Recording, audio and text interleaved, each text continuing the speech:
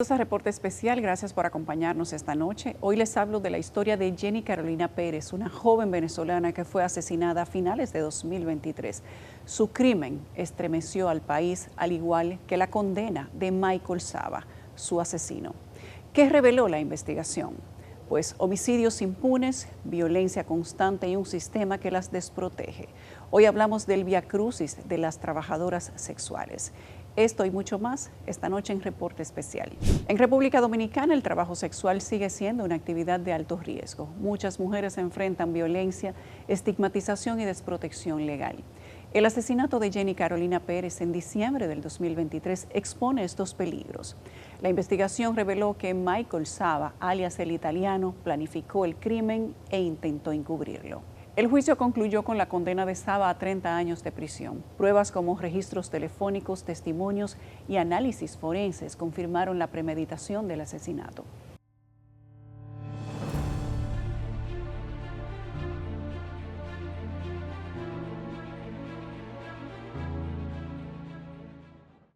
Entre las sombras de la noche, en algunas calles del país, las trabajadoras sexuales transitan un camino marcado por el riesgo constante.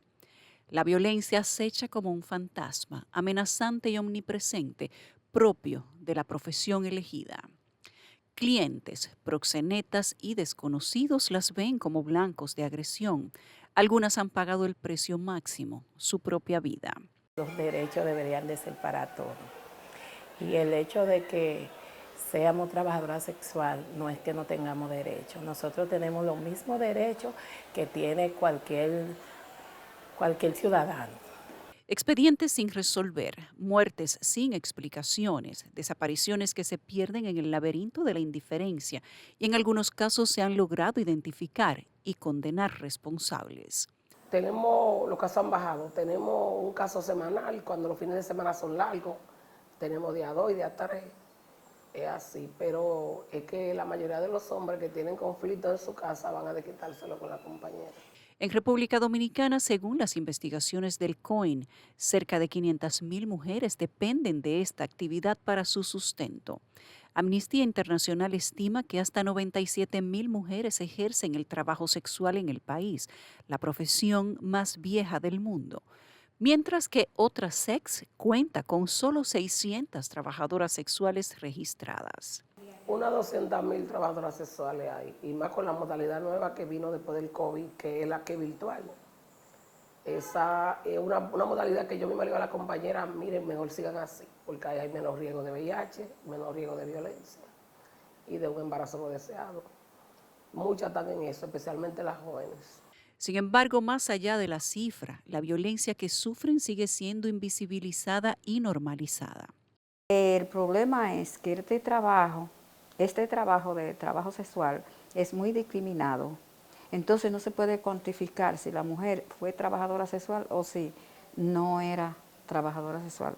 Yo admiro la madre de esa muchacha que asumió, la joven que apareció asesinada por Boca Chica, que asumió que su hija era trabajadora sexual. Y por ser trabajadora sexual también tiene su derecho, porque es un ser humano. El 28 de enero del 2025 fue condenado a 30 años de prisión Michael Saba, alias el italiano, tras ser declarado culpable por el asesinato premeditado de la venezolana Jenny Carolina Pérez, ocurrido el 21 de diciembre del 2023 en un apartamento de una torre residencial en Piantini. En consecuencia, se dicta sentencia condenatoria en su contra y se le condena a cumplir una pena de 30 años de reclusión mayor en el recinto carcelario donde actualmente el mismo se encuentra guardando prisión, esto es, Centro de Corrección y Rehabilitación Najayo Hombres. Además de la pena máxima, Michael Saba deberá pagar una indemnización de 5 millones a la familia de la víctima y a la querellante, Jaycee Carolina.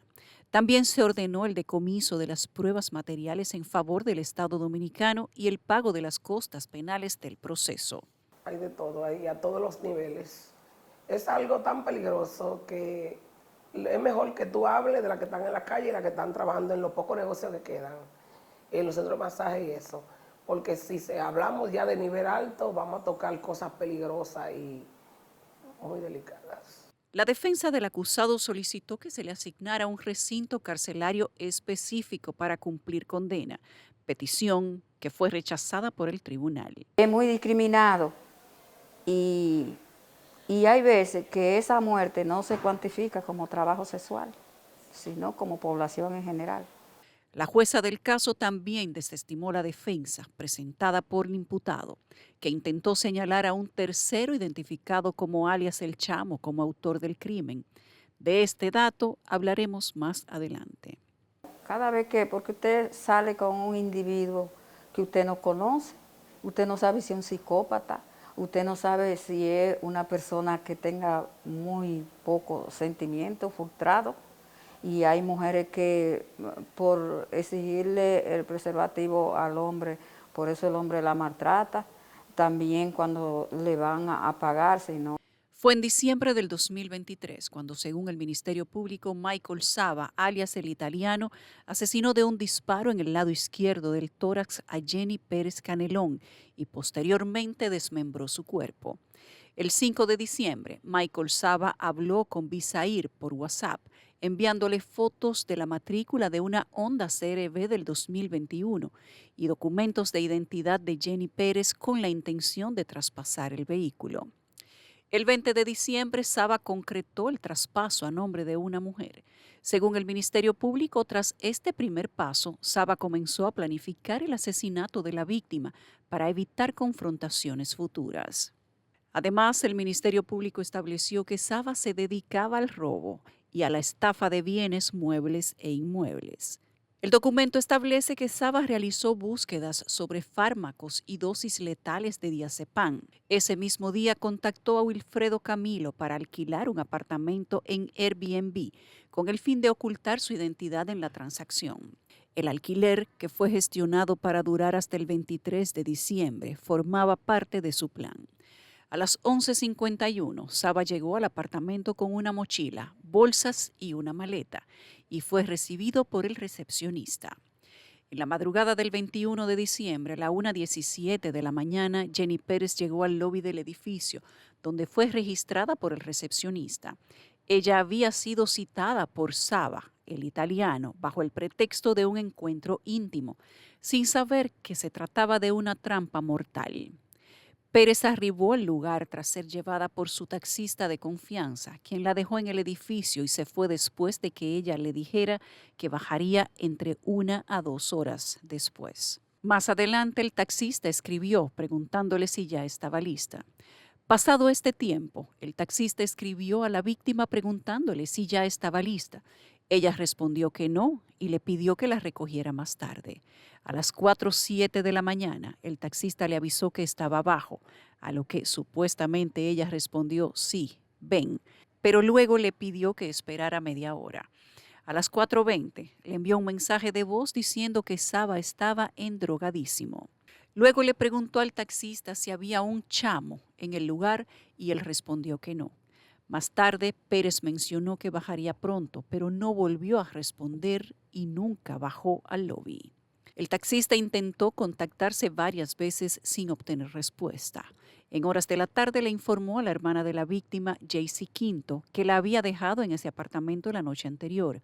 Alarmada, Quinto intentó localizar a su hermana y contactó a una expareja de Michael Saba, quien negó haber visto a Jenny Pérez. Quinto acudió al edificio con amigos, entre ellos oficiales, y solicitó al recepcionista revisar las cámaras de seguridad. Allí identificaron a Michael Saba y el recepcionista informó que no había salido del apartamento todavía.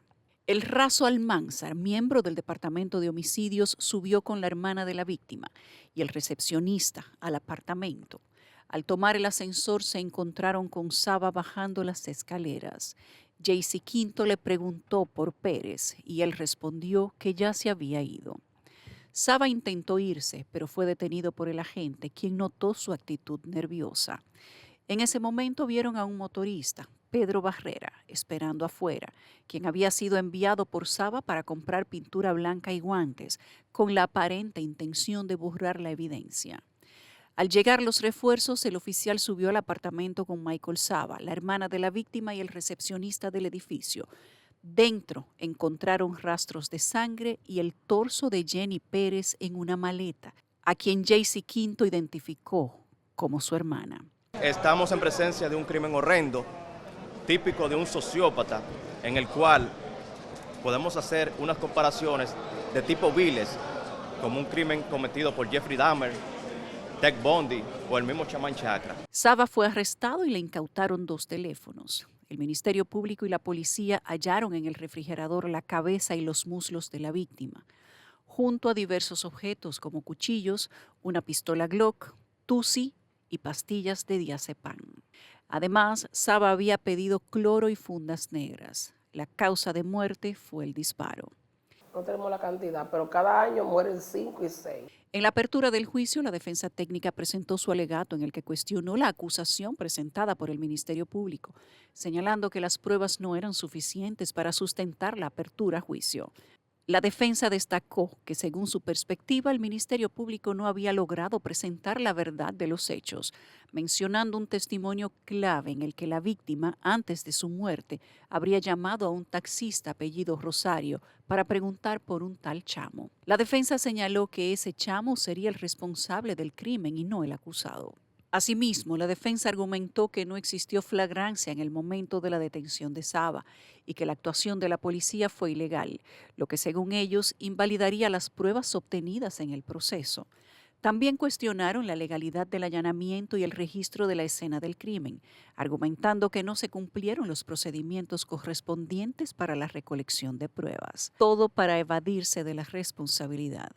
La defensa insistió en que el imputado desconocía los hechos ocurridos en el apartamento, destacando que tanto él como la víctima estaban en un estado de relajación y que Saba no tuvo conocimiento de lo sucedido hasta después. Además, solicitaron que el tribunal revisara la validez de las pruebas presentadas y, en caso de considerarlas ilegales, las excluyera del proceso. En la apertura del juicio, el Ministerio Público presentó al menos 20 pruebas testimoniales, entre ellos testigos que, según el documento, proporcionaron información crucial. Eduard Muñoz declaró haber visto a Saba llegar al condominio con bolsas y acompañado de un individuo con una maleta negra. Wilfredo Camilo reveló que Saba le pidió alquilar un apartamento a su nombre para evadir los registros. El documento establece que el modus operandi de Saba muestra una planificación detallada. Pedro Barrera, el motorista, testificó que el acusado le solicitó comprar pintura blanca y guantes para limpiar la escena. Otra de las testigos añadió que Saba le pidió cloro y bolsas negras, además de usar su nombre para traspasar el vehículo de la víctima. Entre las pruebas materiales encontradas en la escena había una pistola Glock modelo 45 con silenciador, varios cuchillos de diferentes tamaños, un juego de esposas, pastillas de diazepam y 2 teléfonos móviles con información clave. Los informes periciales refuerzan la acusación. El certificado de análisis forense confirmó sangre en el cuchillo, mientras que el informe de autopsia determinó que la causa de muerte fue un disparo de arma de fuego. Los registros telefónicos y el informe de extracción de datos de los dispositivos de Saba proporcionan un rasgo digital que lo conecta directamente con el crimen. Habitual que la maten, pero sí habitual que haya esos servicios. Esos servicios son bien caros y por eso casi siempre extranjera y modelito. Una resolución judicial reveló antecedentes de violencia de género por parte del acusado, añadiendo un contexto preocupante al caso. La certificación del Ministerio de Interior y Policía confirmó que Saba no tenía licencia de porte de armas y que el arma utilizada era ilegal.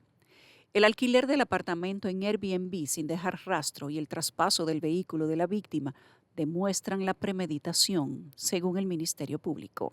Las mujeres del malecón, las cuales a veces son utilizadas por algunos clientes y cuando no quieren pagarles son violentadas.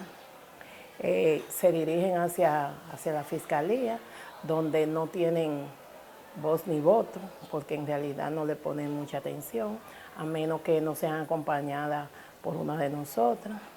El estigma las condena antes de ser escuchadas. La falta de protección legal las empuja a una existencia al margen, donde cada noche puede ser la última. Son invisibles para muchos, pero su realidad grita, convirtiéndolas en un retrato desgarrador de su propia vulnerabilidad. Tras la pausa. Pero cuando ya la muchacha dicen que es violencia, ya es cuando es que le dan una puñalada, un tiro.